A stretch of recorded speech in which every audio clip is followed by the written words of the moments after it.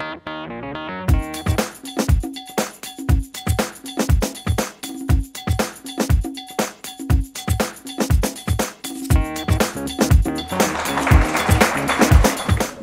निवेदन करूंगी कि प्यारी सी रुचिता का फूलों से स्वागत करें हमारे डायरेक्टर साहब। एक हफ्ते पहले शायद अखबारों में आप लोगों ने देखा होगा, एक बुक का लॉन्च हुआ था, Someone to Love, Someone to Love. She is the author of that book, Someone to Love.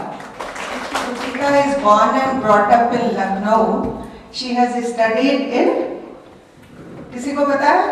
नहीं, लमाटनियर गर्ल्स में आप पढ़ी हुई हैं, and she had been a throughout gold medalist topper in her academic career.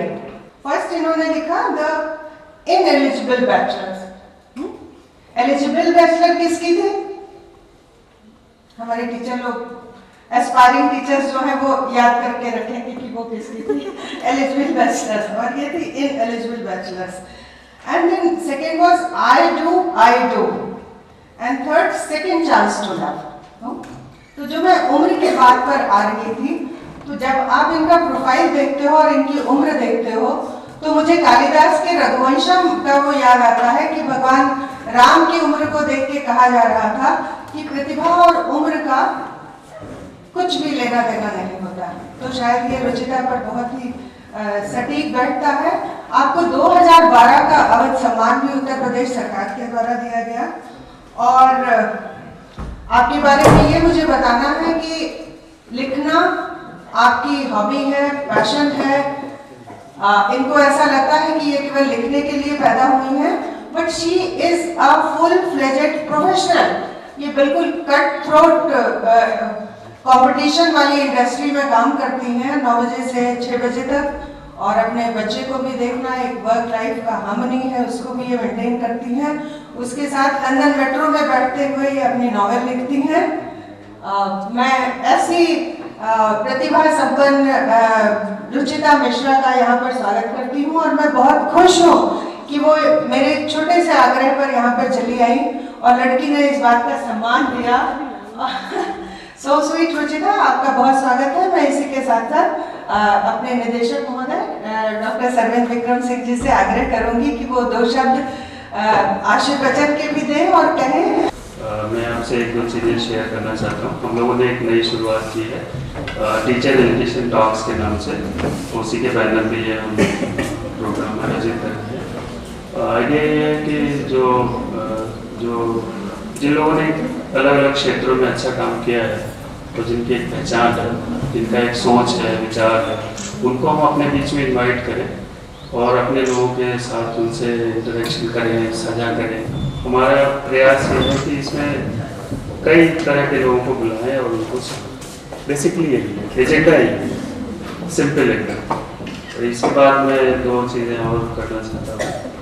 मैंने आपका ब्लॉग देखा तो मैं उससे एक हिस्सा पढ़ के सुना. फ्राइडे जुलाई 22, 2016. हैप्पी बर्थडे डियर शिखर. बीच का हिस्सा मैं छोड़ देता हूँ. जी, मेरे बेटे को उनके फर्स्ट बर्थडे पे मैंने एक लेटर लिखा था, शायद से उससे पढ़ रहे हैं. When I saw you, I knew without any doubt in my heart that we were not meeting for the first time, that we had known each other, cherished each other, loved each other in a different world. In that one moment, magic took a new meaning. इसका एक और paragraph है. Yet there are flashes of the wise and the sensible that shine through all the naughtiness. For example, often, ever since you were about 4 months old, I rest my head on your shoulders, and sometimes you clasp your foggy little hands around my head and gather me into your chest. And for the few seconds this lasts, I do not know who the parent is. Ruchita की जो किताब है I Do I, उसका एक हिस्सा है, मुझे बड़ा अच्छा लगा तो मैं आपसे शेयर करना चाहता हूँ. That is also my biggest hope for you to find peace. What is true peace?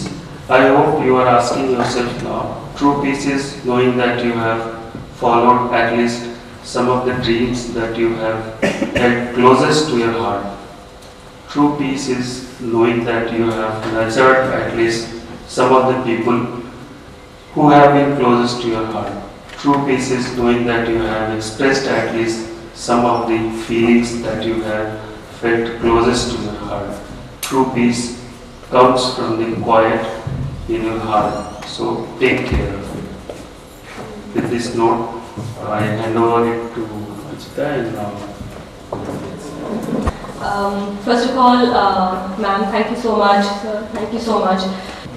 आप लोगों से मिलके मुझे बहुत अच्छा लग रहा है क्योंकि या तो आप टीचर्स हैं या जो पीछे बैठे हैं वो आगे कभी बैठ जाएंगे और टीचर्स बन जाएंगे। मुझे लगता है मैं अपनी ज़िंदगी का एक बहुत बहुत अहम हिस्सा टीचर्स को डेडिकेट करती हूँ, उनको मानती हूँ। और वो इसलिए है, मैं रवाटने में पढ़ी थी और उस स्कूल के बारे में स्पेशलिटी ये है कि वो एक चीज़ जिस पर बहुत फोकस करते हैं वो है किताबें। और हम लोगों को हमेशा बोला जाता था किताबें पढ़ो, किताबें पढ़ो। और एक इस तरह का एक प्यार कल्टिवेट होने लगा वर्ड्स के लिए, बुक्स के लिए। और देखते ही देखते मेरी माँ कहती है कि जब मेरी पढ़ाई खत्म हुई तो मैं किताबें छोड़ नहीं पा रही थी, इसलिए मैंने फिर किताबें लिखना शुरू कर दिया। ये कोई मैं नई बात नहीं बोल रही हूँ कि टीचर्स का बहुत ही बड़ा रोल है हमारी लाइफ में। आई रिमेंबर मैं अभी थोड़े दिन पहले लास्ट टाइम में लखनऊ आई थी तो अपनी इंग्लिश टीचर के पास गई थी और मैं तो एक क्लास में के बहुत टीचर्स बोले जानते होंगे या तो कोई बच्चा बहुत एक्स्ट्रॉर्डिनरी अच्छा हो या बहुत एक्स्ट्रॉर्डिनरी बदमाश हो, तभी टीचर्स को याद रहता है शायद। जो नॉर्मल बच्चे होते हैं वो निकल जाते हैं। तो वो मुझे नहीं पहचान रही थी, बट मैंने उनको एक कॉपी दी किताब की और मैंने उसमें ये लिखा कि that is the greatness of a teacher, कि आप मुझे पहचान भी नहीं रहे हैं बट मेरी ज़िंदगी का इतना बड़ा हिस्सा आपके कुछ शब्दों और आपने जो किया उससे एकदम बदल गया। तो which is why I think ये जो प्रोफेशन है it's the noblest of profession and you should be very very proud कि आपके पास ऐसे बच्चे आ रहे हैं जिनको आप मोल्ड कर सकते हैं। मेरा बेटा खुद बहुत छोटा है और मैं उनकी टीचर्स को तो मदर्स डे का कार्ड शिखर से दिलवाती हूँ क्योंकि मुझे लगता है कि 9 से 5 तो आप ही लोग उनके पेरेंट्स हैं। So for the younger ones here जो टीचर्स हैं उनको तो इस बात का एहसास होगा ही, but for the younger ones here बहुत इंक्रेडिबली इंपॉर्टेंट रोल आप प्ले करते हैं। So thank you for the work you do as a parent and बहुत मन से काम करेगा बिकॉज बहुत इम्पोर्टेंट रोल होता है आपका। आप कहते हो कि we have one life, yes something on one life, yes right. So मेरा एक मैं लंदन में रहती हूँ और लंदन में आजकल जो लेटेस्ट फैड है, फैशन स्टेटमेंट है, वो है YOLO, YOLO, which is you only live once. तो इस वजह से मुझे ये बहुत ही इम्पॉर्टेंट एस्पेक्ट लगता है कि एक ज़िंदगी है, उसके साथ हम क्या कर सकते हैं। How do you make that one life the most fulfilling life it can be. And I से समथिंग जो मुझे बहुत इम्पॉर्टेंट लगता है। हैज़ एनीबॉडी हर्ड ऑफ ओप्रा विंफ्री? एक बहुत ही फेमस अमेरिका की एंटरप्रेन्योर है और बिजनेस वूमेन है। शी इज़ ब्लैक और यू कैन इमेजिन कि इतना रेसिज्म वहाँ पे कितने समय तक रहा, ब्लैक स्लेव थे पहले। तो उस हिस्ट्री से निकल के आगे she is the richest black person in the world at the moment. उनका एक सेंटेंस है जो मुझे बहुत ही पावरफुल लगता है एंड वो सेंटेंस उनका ये है कि you should try and become the best version of your self that is possible. The best version of your self. मैं आपसे ये नहीं कह रही थी आप मुझे सुन रहे हो तो आप किताब लिखो, नहीं, आपके अंदर कुछ एक एलिमेंट होगा जो बहुत ही स्पेशल है और उस एक एलिमेंट को आपको बहुत निखार के लाने की ज़रूरत है। बिकॉज आई बिलीव एक ज़िंदगी है, उसमें आप जो जितना कर सकते हो वो बहुत इम्पोर्टेंट है। सो like ma'am said, I have full time job. मैं टेलीकॉम्स में B2B सेल्स करती हूँ। तो I work with CEOs across the world. मेरा जो जोग्राफी में देखती हूँ यूरोप, मिडिल ईस्ट और अफ्रीका है और बहुत like ma'am said extremely cut throat environment है। हमारे मिलियंस ऑफ डॉलर्स के टारगेट्स होते हैं जो हमें करने होते हैं। तो उसके साथ छोटा बच्चा है, घर है, आप लोग के पास यहाँ पे बहुत सारे नौकर होते हैं, हमारे पास लंदन में नौकर नहीं होते हैं, तो बहुत काम रहता है। बट मुझसे अक्सर लोग पूछते हैं कि मैं लिखती क्यों हूँ। I mean it's very easy to not write, मैं बहुत समय नहीं रहता मेरे पास, लेकिन इसीलिए लिखती हूँ क्योंकि मुझे लगता है कि ये मुझे एक तरह की शांति देता है। तो यहाँ पे बहुत ही मिक्स्ड ऑडियंस है in terms of age, gender. आप लोग सब टीचिंग लाइन में, but I would like to hear from you, कुछ और चीज़ें हैं जो आपको करनी अच्छी लगती है। लाइक अगर एक क्वेश्चन ऑडियंस से पूछ सकते हैं ना, इनफैक्ट सर से स्टार्ट करते हैं। सर, अगर if money was not a constraint, आपको कोई अपनी जीविका नहीं चाहिए होती, तो आप अपने जीवन से क्या करते हैं? जीवन को कैसे इस्तेमाल करते हैं? अभी इस सवाल पे कभी सोचा नहीं था। Taking Q from what my children usually से टू मी कि अब आप नौकरी छोड़ दीजिए और आप किताब लिखिए। शायद आप किताबें लिखते। मैम, आप क्या करती अगर आपको? मैं ट्रेवलर होती, वाइल्ड ट्रेवलर, एनीवेयर, बैकपैकर। कोई और मुझे बताएगा आप लोग क्या करते हैं? मैं किसी को पिक करूँ क्या है वो? हाँ, पिक करो। आप बताइए मुझे, अगर आपको ये नहीं करना होता कि पैसा नहीं कमाते, तो आप क्या कर सकते? अच्छा, तो मैं किसी अमेजन या फिर कोई जंगल में जाके वहाँ अपनी जो होल लाइफ है वो उसको सर्वाइव करेंगे। आप मोगली बन जाते हैं। अच्छा, क्योंकि इधर से आप बोलना चाह रही हैं? हाँ, क्या नाम है आपका? स्मिता बोलिए। Writer, very good, we will talk more. Anybody else? Shahnaz, मैं पढ़ती रहती। अगर मुझे स्टूडेंट जिम्मेदारी ना होती तो मैं सिर्फ पढ़ती, बुक्स पढ़ती। और आपसे सोफे पे लेट के एक किताब और एक चाय हो तो बस लाइफ सेट है ना। दीपा, मैं बहुत शौक किस तरह का डांस अच्छा लगता है? डांस मुझे बॉलीवुड डांस जो थे टीवी पे देखे, यूट्यूब में देखे, आई लाइक दैट। उससे एनर्जी मिलती है ना, एक मतलब लगता है लाइफ। अरे और मैम, उससे तो एंडोर्फिन हार्मोन्स रिलीज होते हैं बॉडी में, वो तो बहुत ही अच्छा होता है। जैसे लगता है ना लाइफ आगे डांस हो रहा है। आपके बगल में जो बोलने जा रहे थे, आप क्या करती? मैं ऑल ओवर वर्ल्ड घूमती। नीलम, कौन देता है? वही तो बात है, कैसी भी कंस्ट्रेंट नहीं है कुछ अपनी लाइफ के मुझे साथ। छोटे बच्चों को पढ़ाना बहुत अच्छा लगता है और मैं छोटे बच्चों को पढ़ाती, बड़ों को पढ़ना अच्छा लगता है। I would like to have express my view in every field, especially actually before entering in this BDC, I was liking to be a part of journalism. I was liking to be part of a journalism, but couldn't happen that. So that's my point. If there would have been not money issue, then expressing my views, if not writing in a book, but then expressing on every platform of this world and making people influenced by my words. That's my view. That's very good. I hope आपको मैं एक बात बताऊँ, आज की जो दुनिया हो गई, you're not limited. Particularly जो आप करना चाहते हैं उसमें आप बिल्कुल लिमिटेड नहीं है। Internet gives you access to everywhere. आप अपना ब्लॉग ऑन करिए, ब्लॉग की जगह व्लॉग होता है, you just need a good internet connection. आपकी आवाज़ बहुत, जो सर ने मेरे ब्लॉग से पढ़ा, 12 साल का ब्लॉग हो चुका है, उस पर एक दिन में करीब 1000 लोग आते हैं। और अब तो मेरे पास समय भी नहीं होता, तो मैं लिखती भी नहीं हूँ। सो वो आप फिर भी कर सकते हैं बिना मनी के उसके। So the reason I ask that question is because बहुत अब जैसे मैम को डांस करना अच्छा लगता है, ये सब बातें अक्सर एक आदमी की पर्सनैलिटी होती है जो हमें पता ही नहीं चलती है कि एग्जिस्ट करती है। सर को किताबें लिखना अच्छा लगेगा, तो मेरा पॉइंट ये है कि लाइफ के साथ कुछ अच्छा कर लेना चाहिए, कुछ नॉट जस्ट अलग, बट वो जो आप हैं वो करना बहुत ज़रूरी है। थोड़े ज़रूरी नहीं है कि आप किताबें लिखें जिसको दुनिया का बेस्ट पब्लिशर पब्लिश करे और आप ऐसे प्लेटफॉर्म्स पे आएँ, वो ज़रूरी नहीं है। इनफैक्ट मेरे लिए तो वो ये तो बाई प्रोडक्ट है चीज़ों का। This is not what attract, this is great, but this is not what attracted me to writing में इसलिए है क्योंकि मुझे लगता था कि बस मैं अपने मन की बात कह सकूँ। कहानियाँ मेरे दिमाग में एकदम तैरती हैं, तो उनको पेपर पे निकालना मेरे लिए बहुत ज़रूरी था। सो मेरी जितनी किताबें हैं वो सब लव पे रहती हैं। So I like romances, a lot of them.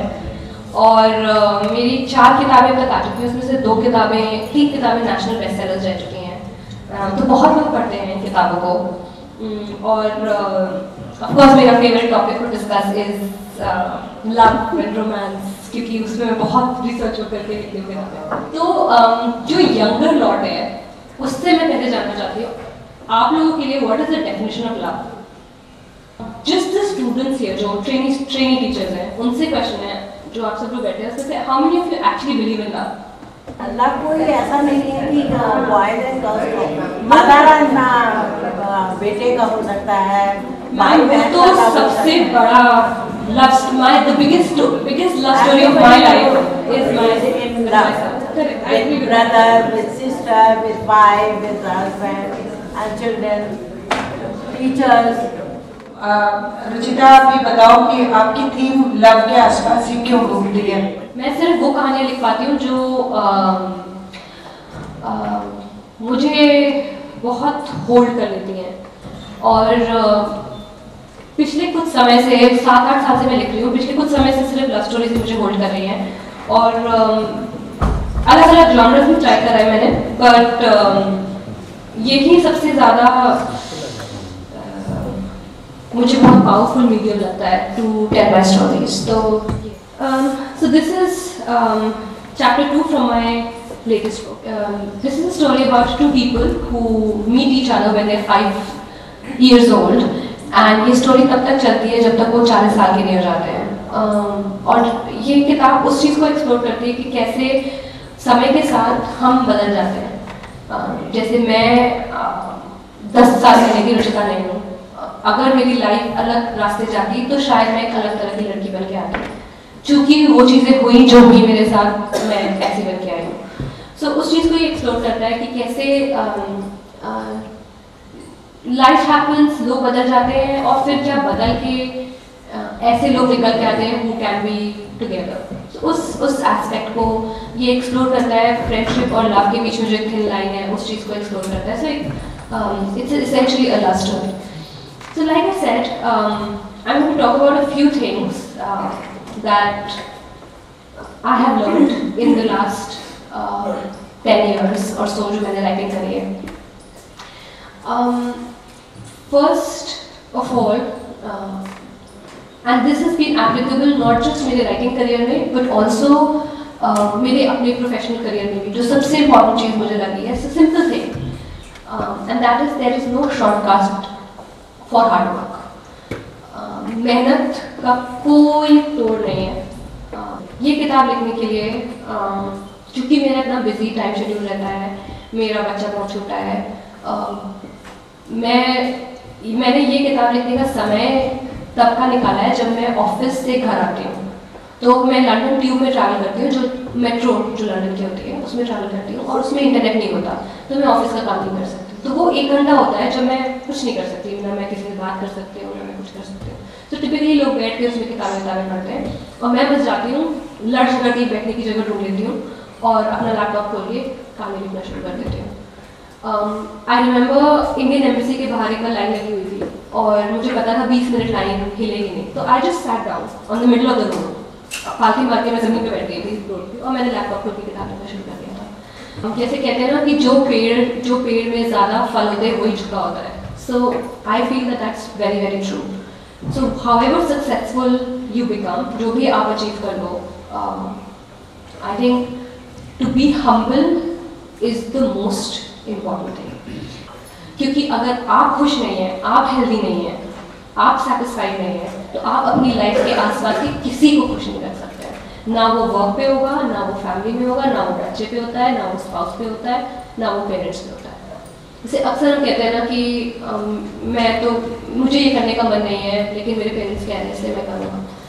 मैं ये नहीं कह रही कि आप उनको डिसरिस्पेक्ट करिए या आप उनके अगेंस्ट जाइए, बिल्कुल भी बात नहीं है, लेकिन आपके मन में भी जो चल रहा है वो बहुत इम्पोर्टेंट है।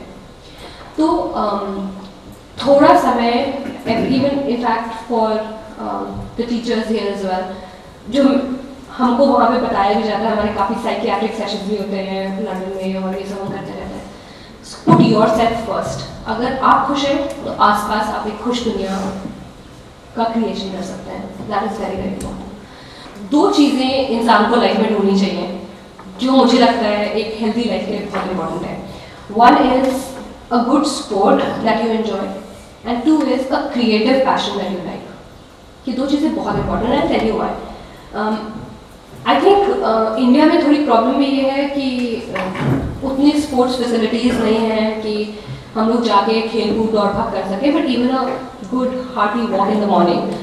What I mean to say कि थोड़ा समय अपनी हेल्थ पे, नॉट बिकॉज कि आपको हेल्दी रहना है बट बिकॉज इससे मन खुश रहता है. That is very important. And एक creative pursuit. So like ma'am sir, उनको डांस करना पसंद है, किसी को अगर गाना पसंद है. डोंट लाइफ में अपने आप को भूल नहीं जाना चाहिए. अपनी एक जो आइडेंटिटी है उसको मेंटेन करके रखना चाहिए. Like for example I write. मुझसे इतना लोग बोलते हैं कि तुम्हारे पास आई मीन स्ट्रेस ही एडेड और है. आई मीन बुक रिलीज होती है उसके पहले इसके इनफैक्ट दिस इज द ये मेरी इससे पहले वाली किताब है. ये नेशनल बेस्टसेलर थी. इस किताब को मैंने तब लिखा था जब मेरी प्रेगनेंसी चल रही थी. और इनफैक्ट डिलीवरी रूम में जाने के पहले जो मैंने आखिरी काम करा था वो इसकी मैन्युस्क्रिप्ट को सेंड बटन दबाया था अपने पब्लिशर्स को. तो वो करके then I told my husband now I am ready to give birth. अब जाते हैं हॉस्पिटल. तो एडिटिंग इसकी मैंने तब शुरू करी थी जब मेरा बच्चा 2 हफ्ते का था. तो जो यहाँ पे मदर्स हैं वो इस बात को अंडरस्टैंड कर पाएंगे कि 2 हफ्ते के बच्चे को आई रिमेंबर मैं उसको एक हाथ से गोद में ऐसे लेती थी और एक उंगली से मैंने ये 70,000 वर्ड्स हैं इस किताब में और ये 8 बार एडिट हुई है.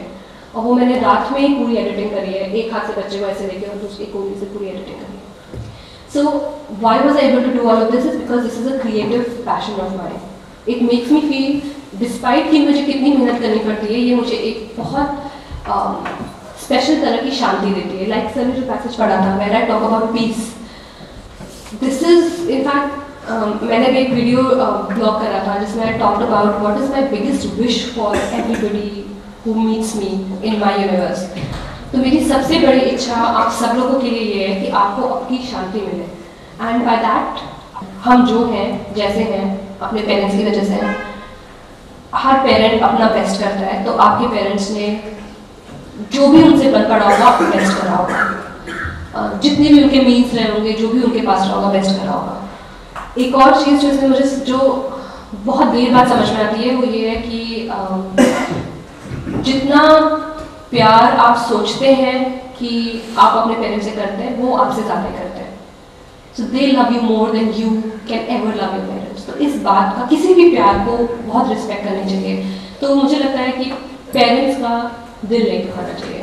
ये एक जो 5 मंत्रास हैं जिनके साथ में अपने हर करियर को, whether it is my professional career और माय राइटिंग करियर, ये 5 चीज़ों को मैं साथ में लेके चलती हूँ. So those are the factors.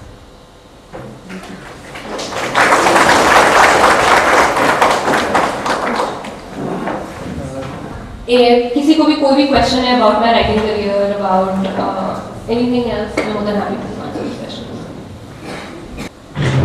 Ma'am आपने इतनी सुंदर से लिखना शुरू किया और आपके जहन में एकदम कैसे ये बात आई कि हमें कुछ लिखना चाहिए? मैम आपका नाम? रिजवाना सर. बट एनीवे जब मैं यहाँ पे थी मैं बहुत बिजी रहती थी मैम, क्योंकि स्टूडेंट थी और यहाँ तो आप जानते हैं हम लोग कितना, आप लोग कितना रगड़ते हैं लोगों को एज टीचर. तो बिल्कुल समय नहीं रहता था. फिर मेरी यहाँ पे मैंने MBA करा IIT दिल्ली से और वहाँ पे मैं ट्रिपल गोल्ड मेडलिस्ट थी और बहुत बहुत धमाल मचाया था वगैरह वगैरह. जो कैंपस की सबसे अच्छी जॉब थी वो लेके मैं गई थी. लेकिन मेरी एंगेजमेंट हो गई थी. तो और मेरे हस्बैंड दिल्ली में लंदन में रहते थे. तो मुझे पता था कि मुझे इंडिया छोड़ के जाना है. जब मैं वहाँ गई तभी लीमन ने क्रैश करा था. तो रिसेशन था लंदन में, कोई जॉब नहीं थी, एकदम ब्लीक था सीन. 5 महीने लगे थे मुझे मैम जॉब ढूंढने में.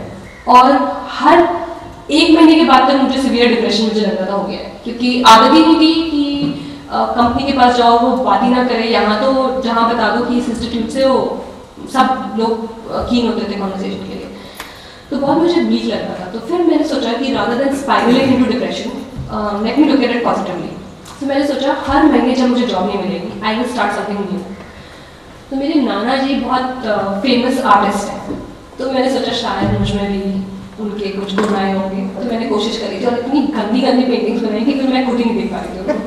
तो फिर 2nd मंथ में मैंने सोचा कि हमेशा मैं सोचती थी कि जब मैं बहुत बुढ़ी हो जाऊंगी तब मैं किताब लिखूंगी, तो अब समय है मेरे पास, लेट मी स्टार्ट। और मैम तब मेरी कभी अरेंज मैरिज हुई थी, तो जो मेरी पहली किताब थी वो अरेंज मैरिज से थी कि कैसे एक लड़की है जिसका बॉयफ्रेंड नहीं है, तो उसके पेरेंट्स कहते हैं कि अब तुम 25 साल की हो गई हो, तो अब हम तुम्हारे लिए लड़के ढूंढ के ला रहे हैं और तुम मिलती जाओ सबसे। और मेरे फ्रेंड्स के साथ कुछ के साथ ऐसा हो रहा था, मेरे साथ कुछ ऐसा हो रहा था, तो मैं अपनी एक कॉमेडी सी मैं कुछ लिखती जा रही थी, खूब लिखती थी, खूब हंसती थी। और फिर one fine day I realise कि मेरे पास 300 पन्ने की एक किताब रेडी रखी हुई है। फिर मैंने अपनी मम्मी को फ़ोन किया, मैंने बोला मम्मी मैं क्या करूँ, मैंने तो किताब लिखी है। तो मम्मी ने बोला बेटा आई हैव नो आइडिया। फिर मैंने बोला लेट्स गूगल, तो मैंने गूगल पे लिखा what to do if you have completed management. तो गूगल ने मुझे बहुत ही सेंसिबली बताया कि reach out to a publisher. तो फिर मैंने रूपा करके पब्लिशर्स थे, उनको पब्लिश करा, उनको रीच आउट करा और ऐसे किताब आई। किताब उनकी उस समय की बेस्ट सेलिंग किताब हो गई। 11 महीने हिंदू के बेस्ट सेलर लिस्ट पे वो किताब रही। यूपी गवर्नमेंट ने मुझे अवार्ड सम्मान दिया उस किताब के लिए। तो ऐसे हंसते खेलते अचानक से किताब आ गई मेरी, और उससे मैंने जो थॉट मुझे आया और जो मैं सबके साथ शेयर करना चाहती हूँ। हम जब लाइफ में आगे जाते हैं ना, हम अक्सर बहुत घबराहट लेके आगे बढ़ते हैं कि अच्छा अभी ये ठीक चल रहा है, कुछ गड़बड़ हो जाएगा, किसी की तबीयत खराब हो गई तो क्या होगा, एक तरह का डर रहता है सबके मन में। बट कभी कभी क्या होता है ना कि अगला जो मोड़ आ रहा होता है लाइफ में, वो कुछ बहुत खूबसूरत भी लेके आ सकता है। तो बहुत डरना नहीं चाहिए किसी चीज़ से, कोई भी चेंज जो हो रहा हो उससे बहुत डरना नहीं चाहिए। तो ये मेरी लर्निंग थी। और टू आंसर योर क्वेश्चन, मैंने 25 साल की उम्र में, चूँकि मेरी तब नई शादी हुई थी, 25 साल में लिखना शुरू किया। Ma'am one more question. Yes sure. आपने सिर्फ लव को ही मतलब अपनी थीम क्यों चुना? क्योंकि मैं सोचती हूँ कि मतलब मैं भी लिखती हूँ, तो मैं अपने इर्द गिर्द के जो मेरा माहौल होता है उसमें मेरी ज़्यादातर मेरा टॉपिक तो मेरी थीम होती है तो वीमेंस प्रॉब्लम्स को लेकर के लिखते हैं और उनका सोल्यूशन भी उनको देते हैं। क्योंकि मैं ऐसे परिवार में बनी हूँ जहाँ मतलब मैं ज़मींदार फैमिली को बिलोंग करती हूँ, तालुकदार फैमिली को, तो मैंने अपने आसपास इर्द गिर्द सब कुछ बहुत रियलिस्टिक वे में सब कुछ देखा है। तो मैं वही लिखती हूँ और मेरी किताबें छपती भी हैं, सब होता है। तो मुझे ये समझ में नहीं आता कि मैं इधर उधर और भटकती नहीं, मतलब किसी और टॉपिक है, मैं उसी के इर्द गिर्द घूमती रहती हूँ और जो कुछ मेरे मतलब रियल लाइफ में जो कुछ दिखता है उसी को मैं उतारती हूँ। तो ये लव एकदम से मतलब जो है आपके जहन में कैसे आया और कुछ रियलिस्टिक चीजें क्यों नहीं आई आपके जहन में? एक्चुअली क्वेश्चन मैम आप ही ने आंसर कर दिया है। आपने खुद ही बोला ना कि आप एक दायरे के अंदर और चीजें ढूंढती हैं। आपका वो दायरा है और मेरा ये दायरा है। तो मेरी फर्स्ट बुक का नाम है द इनएलिजिबल बैचलर्स।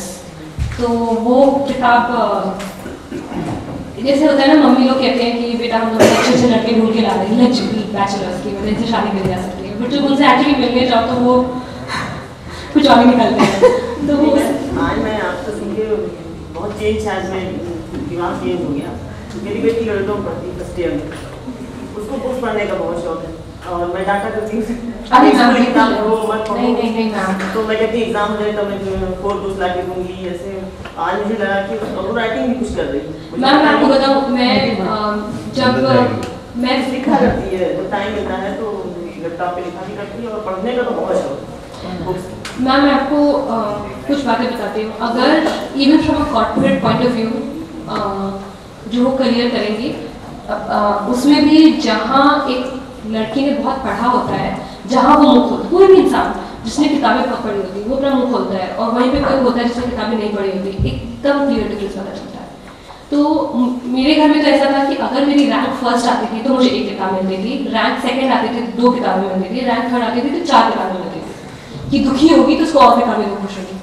तो बिल्कुल भी मैम आप मतलब मेरी आपसे विनती है कि उनको बिल्कुल मत रोकिए किताबें पढ़ने से। जो किताबें पढ़ने हैं उससे एक तो इंग्लिश बहुत अच्छी होती है, अगर वो इंग्लिश बोलती है कि माँ मेरी इंग्लिश इतनी अच्छी हुई, मैं इतनी बुक्स पढ़ती हूँ, भाई लोग कहती है लोग पढ़ते नहीं हो माँ, और बुक्स बहुत घर में रखी है।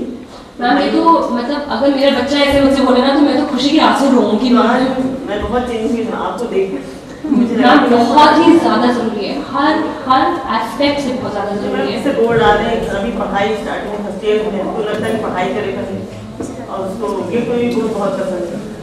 मतलब चलिए ये तो बोर्ड एग्जाम का समय है तो मैं आपकी बात समझ सकती हूँ, बट उसके आगे पीछे तो बहुत इंफॉर्मेशन है। आप इनफैक्ट ये किताब मेरी तरफ से खुद ही दीजिएगा, मैं साइन कर देती हूँ। आपकी बेटी का क्या नाम है? मेरा नाम, बेटी का नाम इफ़त फातिमा है।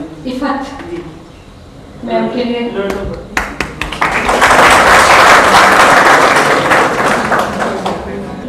Right. Any other question? Somebody who wanted to write, do any of you, किसी को एस्पिरेशंस है लिखने के? आप लिखना चाहते हैं? मैम एक प्रॉब्लम है, अगर हम कोई स्क्रिप्ट लिखते हैं, स्क्रिप्ट किसी मैन्युस्क्रिप्ट अगर लिखते हैं, अच्छा मैन्युस्क्रिप्ट जी, तो उसके बाद पब्लिशिंग में प्रॉब्लम होती है। हाँ वो तो पब्लिशिंग के लिए क्या करना चाहिए? आप हिंदी में लिखते होंगे या इंग्लिश में? इंग्लिश में। तो पब्लिश आजकल बहुत लोग ऑथर्स बनना चाह रहे हैं, तो उनके पास बहुत मैन्युस्क्रिप्ट्स आए हुए हैं। तो मैं आपको कुछ टिप्स दे सकती हूँ। मे बी जब ये सेशन खत्म हो गया हो, क्योंकि शायद और लोगों को उतनी इंटरेस्टिंग बातें ना लगी, बट आप सेशन के बाद मेरे पास आइएगा तो मैं आपको कुछ टिप्स दे दूँगी जिससे जो आपका सबमिशन है थोड़ा स्टैंड आउट करेगा बाकी और submission. And apart from that, I had a question that how did you compensate your studies along with all these writings and everything? So it's a very tough job for us. Means every time, according to our schedule, means every time we have to think, should we study right now, should we write right now? Means we can't go for our passion that with that much of interest that okay, I have lots of time, let's write. वो नहीं हो पाता है इतना आसानी से। जब कोई भी चीज आपको बहुत ज्यादा करने का मन करेगा, you will find a way for it. But of course when you're busier तब आप नहीं कर पाओगे, और जब आपका शेड्यूल थोड़ा लाइट हो तो आप समय निकालने की कोशिश करिए, निकलेगा। राइटिंग तो फिर भी आप कहीं पे भी बैठ के कर सकते हैं, so you should and I would say don't let everything else overtake your passion because passions are your identity. So do very well here. यहाँ पे बहुत मेहनत करिए, but उसके लिए समय जरूर निकालिए। आज सभागार में इसी लखनऊ की जन्मी और यहीं पर पली बढ़ी रुचिरा जी जो लंदन में हैं हमारे बीच आई। ये बड़ी सौभाग्य की बात है। अगर हम कहीं बाहर होते और हमारी यूपी का कोई मिलता तो हमें बड़ी खुशी होती, बल्कि इंडिया का मिलता कहिए तो बहुत खुशी होती। आज वो हमारे बीच खुद ही एक जरा सा थोड़े से अनुरोध पर, ललिता जी के थोड़े से अनुरोध पर आ गई। और आपने सवाल हुए कि आप लव पे ही क्यों लिखती हैं, तो सच बात है कि लव की कोई सीमा निश्चित नहीं है, कोई छोटा दायरा नहीं है। कहते नहीं कि इश्कबाजी में वहदत का मजा मिलता है, इश्क सच्चा तो बंदे को खुदा मिलता है। आपका प्रेम है किसके प्रति? आपका प्रेम प्रकृति के प्रति हो सकता है, माँ बाप के प्रति हो सकता है, अपने दोस्त के प्रति, सहेली के प्रति हो सकता है, हस्बैंड वाइफ का प्रेम हो सकता है, यानी या जैसा प्रेम किताबों में वर्णित है और जिस प्रेम के बारे में आप भी लिख रही हैं वो प्रेम भी हो सकता है। तो अगर मैं मुझसे पूछा गया होता कि आप क्या करते खाली समय में, या ये झंझट ना होता कमाने खाने का तो क्या करते, तो मैं तो संस्कृत का स्टूडेंट रहा हूँ और अभिज्ञान शाकुंतलम मैंने पढ़ी है और बड़े गौर से पढ़ी है। मैं समझता हूँ कि आज मैं फिर से अगर पढ़ूँ तो उसका अर्थ मुझे और अच्छे से समझ में आएगा कि कालिदास ने जो प्रेम की परिभाषा लिखी और प्रेम की बातें कही उसमें मैं हमेशा बात करता हूँ कि प्रेम की जब भी बात की जाए जरूर की जाए। जैसे कहते नहीं उसमें कि बिना प्यार की जिंदगी कुछ नहीं। तो बड़े मौके से बसंत ऋतु में ही आप आई हैं यहाँ और प्रेम की बातें आपने बड़ों से छोटों को सबको बताई हैं। तो इसमें ध्यान रखिएगा, प्रेम के चक्कर में लिखने का बहुत कोशिश न करिएगा, बहुत सोच समझ के लिखने की कोशिश करिएगा। तो कहते नहीं कि मोहब्बत के लिए कुछ खास दिल मखसूस होते हैं, ये वो नगमा है जो हर साज पे गाया नहीं जाता। तो मैं यही कहता हूँ प्रेम पर तो जितने भी कवियों ने लिखा है कहीं न कहीं छिपा हुआ, कहीं न कहीं किसी ने स्पष्ट कर दिया, किसी ने, कालिदास ने तो बहुत बढ़िया स्पष्ट कर दिया। तो मैं समझता हूँ कि अगर प्रेम की बात लिखनी है, हमको सबको, मैडम के लिए नहीं कह रहा हूँ, लिखनी है या जाननी है तो उन महान कवियों की प्रेम कथाएं देखिए। जैसे उन्होंने जो मेघदूत लिखा है, शायद मेघदूत का हवाला दिया था मैडम ने, रघुवंश कर दिया था। मेघदूत में जो कालिदास ने लिखा है कि वो प्रेमिका अपने यक्ष के वियोग में एक सिलापट पर गेरू से कुछ चित्र बनाती है और वो कोशिश करती है कि ये यक्ष है, ये यक्षिणी है। वो कोशिश करती है कि इसका इसी में सिलापट पर ही मिलन दिखा दिया जाए। लेकिन वो कहती है कि मेरे आंखों से उमड़ करके आंसू इसको धो देते हैं। विधाता कितना क्रूर है जो चित्र में भी मुझे मिलने नहीं देता, कालिदास ने लिखा। तो मैं कहता हूं कि प्रेम के बारे में जो चीजें लिखी हैं कवियों ने, खास करके कालिदास ने संस्कृत में, तो उसका अनुवाद भी आ गया। जो हिंदी इंग्लिश वाले बच्चे होंगे वो पा जाएंगे, अगर चाहे तो देख सकते हैं, बहुत अच्छी किताब है। तो उसको पढ़ने के बाद हमें निकल के आएगा कि वाकई प्रेम कैसा होता है। हम इस प्रेम की बात करते हैं, थोड़ा और आगे बढ़े। जब हम माँ के प्रेम की बात करते हैं कि एक माँ अपना दुलार कैसे लुटाती है, तो मैडम ने आज हम लोगों के बीच में आकर के ये भी एक कर दिया कि सबके अंदर प्रतिभाएं छिपी हुई है, उसको उभार भी दिया। सबके अंदर प्रेम है, उसको जगा भी दिया। लेकिन कहीं कूद ना पड़िएगा, संभाल के। मैं हमेशा बात करता हूँ, मैं ऐसे सब बोलता हूँ तो लगता है, लेकिन माहौल ऐसा है, बोलना पड़ रहा है।